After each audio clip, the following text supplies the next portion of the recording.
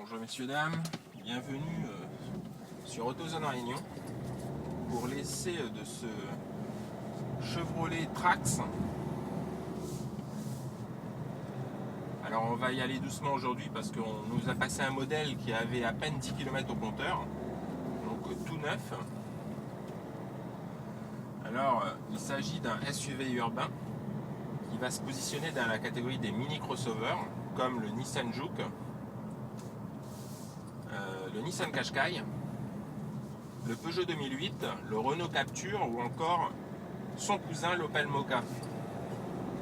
Alors comme d'habitude chez Chevrolet on a voulu un style qui est assez fort.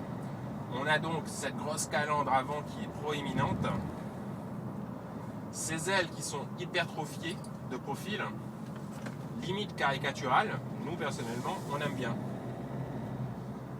Alors à bord on a une planche de bord qui est très zen, avec une bonne ergonomie. On apprécie particulièrement le tableau de bord avec le contour analogique et le compteur numérique. Alors c'est repris de la Spark et de la VO, et c'est un tableau de bord type moto. On a aussi ce système écran multimédia 7 pouces qui dispose d'un nombre de programmes accessoires pour votre iPhone. Je dis bien iPhone puisqu'il ne marche pas avec tous les smartphones. Alors on a le programme Tunnel, Teacher ou Siri Eyes.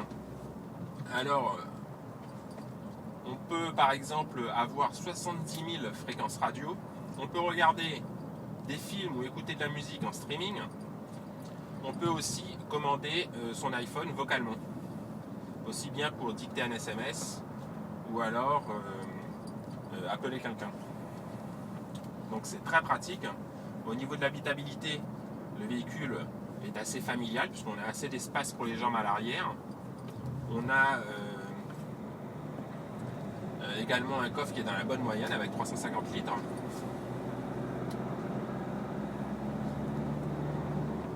Par contre, au niveau de la qualité des matériaux, c'est un produit américain.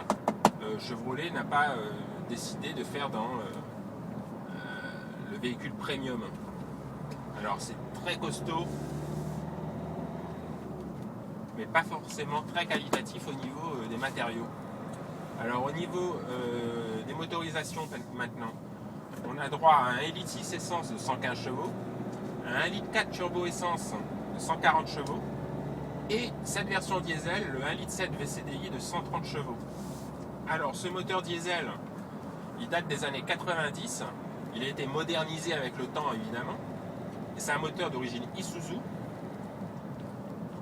Alors il équipe aussi l'Opel Mokka.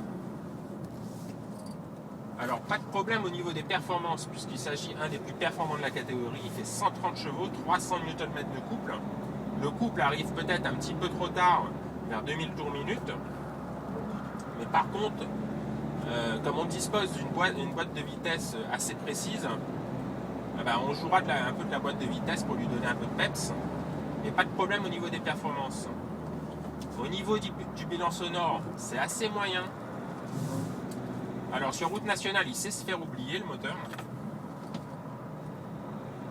En ville, c'est pareil, puisqu'on dispose du système Start and Stop, donc le moteur va se couper quand on sera dans les embouteillages. Par contre, on a toujours, ce qui me dérange un peu plus, c'est le bruit typique d'un diesel. On aura ces cliquetis du diesel et les vibrations. Donc c'est pas forcément dans l'air du temps avec les toutes nouvelles générations de moteurs diesel.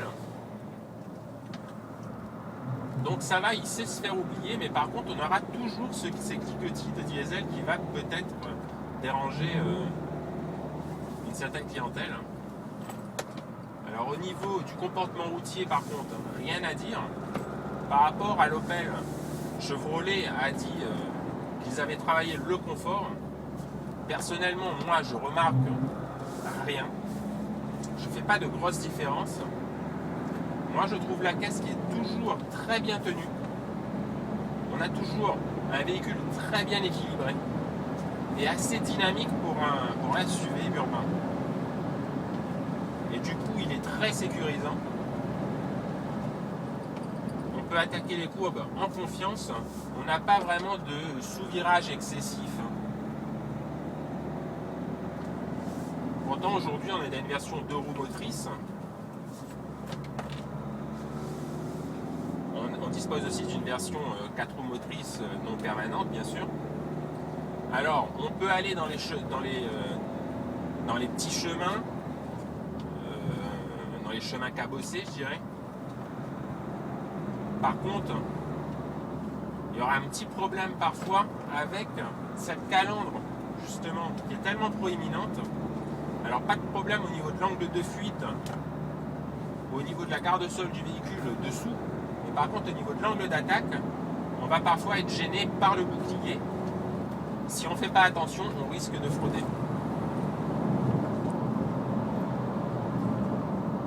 Alors, l'avantage de ce Chevrolet, c'est comme d'habitude, chez la marque américaine, c'est un rapport prix-prestation absolument délirant. C'est un tarif imbattable. Le véhicule est disponible chez AG Automobile à partir de 24 000 €. Et dans sa version haut de gamme LT+, aujourd'hui on était dans une version LT, on a la version haut de gamme LT+ diesel qui sera aux environs de 30 000 €. Donc c'est un des meilleurs rapports prix-prestation. Donc voilà, c'était un petit essai de cette nouvelle américaine. Et nous on vous dit à bientôt sur AutoZone Réunion. À bientôt.